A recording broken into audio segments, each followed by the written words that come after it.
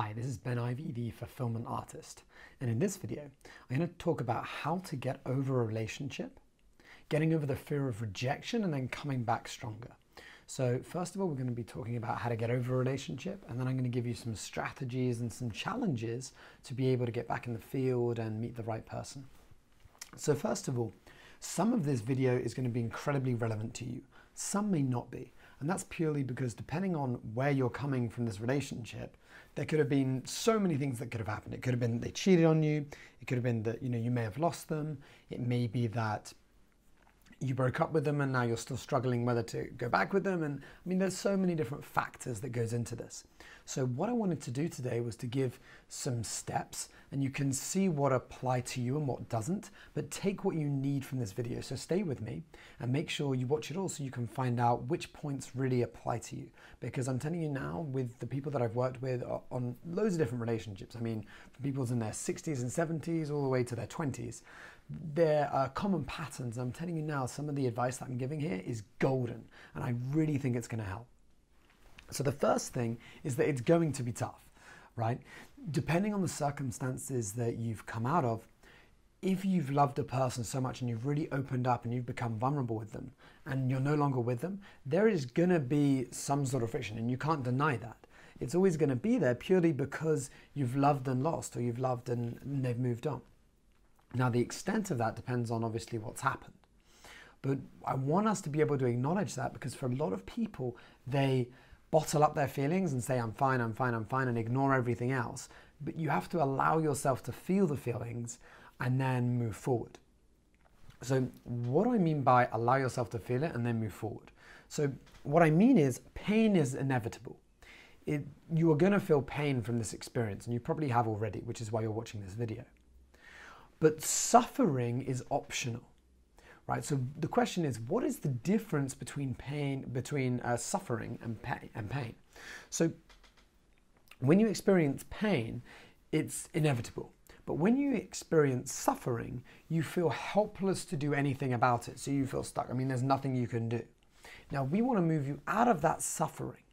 Because if you're suffering, the truth is what's probably happened is going to be the first point that I speak about, which is moving from a victim mindset to taking 100% responsibility. So if you are feeling like a victim at the moment, you're probably saying, why does this happen to me? Why did they do this? How could they have been such an arsehole and such a prick? Or, how could the world have taken them from me? Whatever it is that's happened.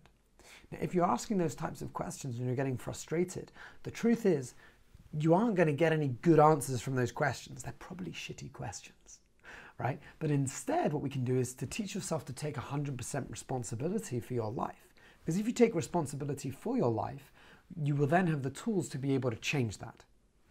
So where do we move forward from here? So if you imagine that in your life so far, you chose to be with this person, or most likely you have, and you chose to go about the way in which you did, right? You chose to be with them, and you chose all the interactions with that person. There are billions of people, but you chose them. So no matter how it ended, you have to take responsibility that it was your choice. Because a lot of people feel, why did they do that to me? Instead, take the responsibility back and say, I chose this person. It was my mistake. And even though it may have happened in bad circumstances, I need you to be able to take that responsibility back. Now, once you've done that, you can then start to move forward in a very different way. Next is we're going to be acknowledging both sides. So it's sometimes difficult to do, but if you can acknowledge from their point of view what's happening, it can allow you to move on in a different way. Because often we look in our side and we never can look at the other person's. So something that I want to say is no matter how thin you slice it, there's always two sides.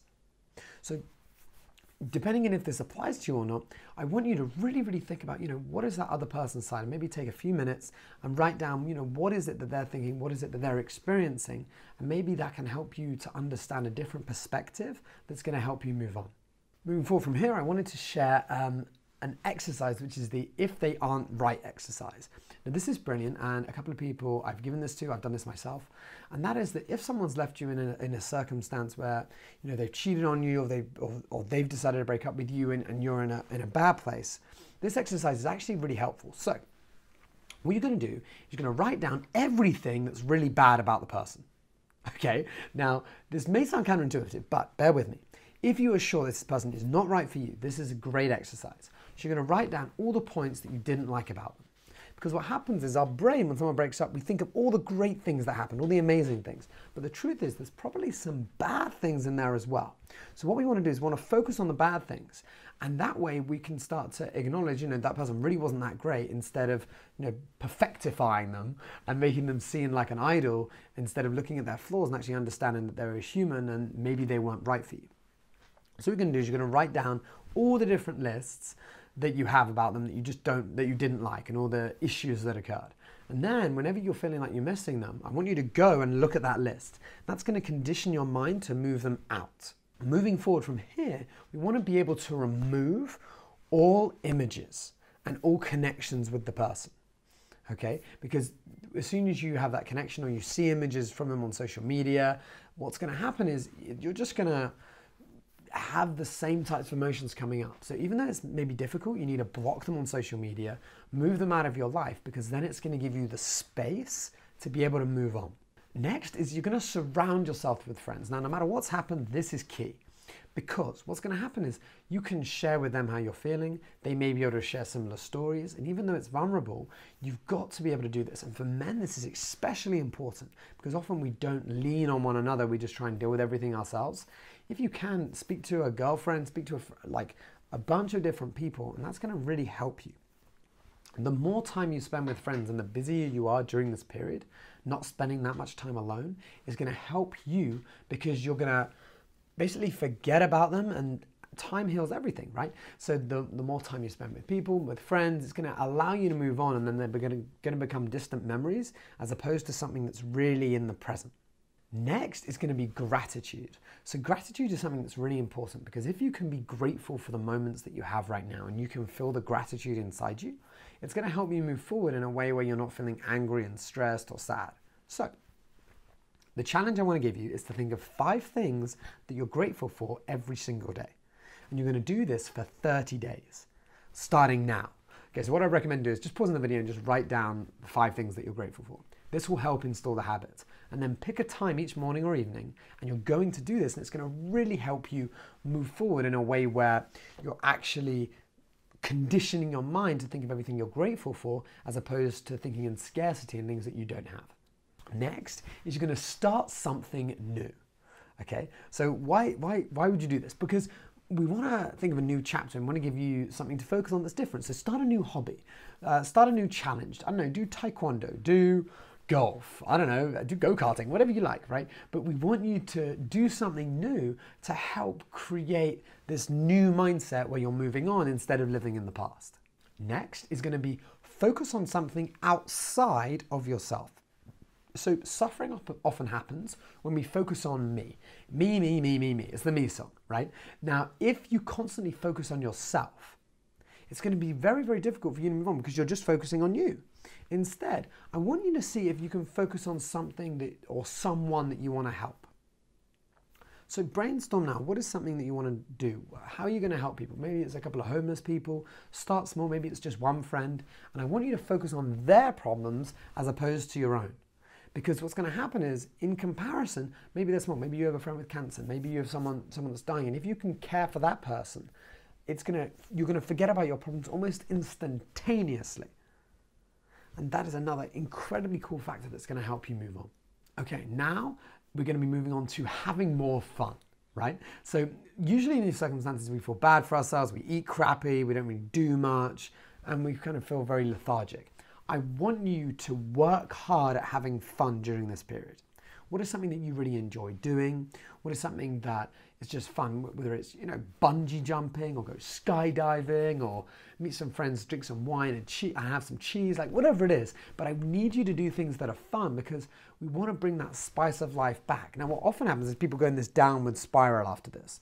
They get stressed, they eat crappy, they feel fat, We want to shift you out of that, and having more fun is one of the best ways to do that. Next is an exercise. And this is the why are you grateful for the experience exercise. Now this is going to be one of the final things that you do. So you may not be ready yet, but what I'd say is write this down and make sure you do it at some point. And that is that I want you to write down why you're grateful for what has happened. Now this may be difficult, But if you can see that, everything in life is happening for you as opposed to you, it's going to help you look into different perspectives and you're going to be able to see the silver lining. Now, the truth is we make up meanings all the time. But if you can look and you can see how this has helped you or how this experience is going to serve you in the future or how you can be grateful for it, this final step is really going to help solidify everything and allow you to really, really move on. Okay, so now, hopefully, after doing all of these, and please write down some of the things that you're going to do, because I know I've covered a lot. Now we want to help you get over the fear of rejection and moving back even stronger. So, I've got a couple of exercises that are pretty simple that you are going to do in your own time. So, the first thing is you're going to write, "Why am I awesome?" letter, right? So, the "Why am I awesome?" letter is basically, you're going to write a letter to yourself, and it needs to be a full side of A4, and it's just why you're awesome. Okay, because often we get down on ourselves and we may punish ourselves. So I want you to think of everything about why you're awesome. And I want you to write that letter to yourself. And then what you're going to do is you're going to read it maybe every week, every Sunday. And that's going to help condition your mind to how awesome you are, as opposed to feeling like a victim and not feeling good enough. So this exercise is awesome, awesome obviously, and I really, really, really recommend it. Next, speak to one new person a day. Challenge. So most people, when dealing with rejection, especially after relationships, they find it difficult to speak to new people. So the challenge is that you need to speak to one new person a day. This can be a guy, this can be a girl, but it needs to get you out there and start interacting with people. It can be simple to start with asking where the toilet is or asking directions, or maybe just, asking simple things. But if you can aim to ask, one new person a day for a week, okay, do that for the first week, okay, then that is going to be the first set of the exercise. Now, once again, I can tell you all this stuff, but if you don't do it, your life's not going to change. Now, if I was there to be able to coach you, I'm telling you now, when you turn up to the next call, you would have it done. And I get my clients to do all sorts of weird things, but they do it because they know that I'm going to be speaking to them, I'm going to be following up with it. Now, if you're watching this and you're not working with me, I want you to be able to be accountable. So, pick a friend, pick someone, tell them you're doing this challenge, because this is going to really help you. And if you don't use this, then you might as well not watch this video, because you're just getting knowledge and not doing anything with it. Now, the last thing I'm going to give you is probably my favorite, and this is what is going to help the most.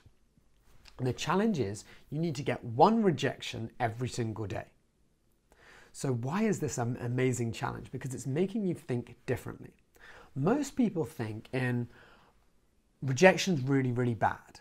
But if you aim to get rejected, a rejection is a good thing, because then you don't have to, because then you're done, right? That's the aim of the game. So we're switching it on its head. It's confusing and it's brilliant. So what's going to happen is you are going to get rejected, and that's the aim, right? I don't want you to, and the way it will work is you'll go up to someone and you say, I'd love to take you out for a drink or a coffee, and they may say, I have a boyfriend, or they may say yes. If they say yes, then you've just gone up to a person, said you want a coffee, they've said yes, and now you get to have a conversation with a complete stranger, right? That's the downside. That's the bad thing that can happen, right? What we want to happen is they say, oh, I'm sorry, I've got a boyfriend, but I hope you have a lovely day. And that is rejection. But most people think of rejection as this really, really bad thing. But if you can go and you start to do that, I'm telling you now, this is going to help you out of this so quickly. So please do this. Last thing I want to say is that I really hope that you can get the relationship of your dreams. Remember, there are billions of people out there. So don't get hard on yourself. Remember to change your environment, meet new people, and I hope that you can have the relationship that you so deserve. So with that said, I hope you enjoyed the video, like it, or have any comments if there's anything that you want to ask. And I look forward to speaking to you very soon.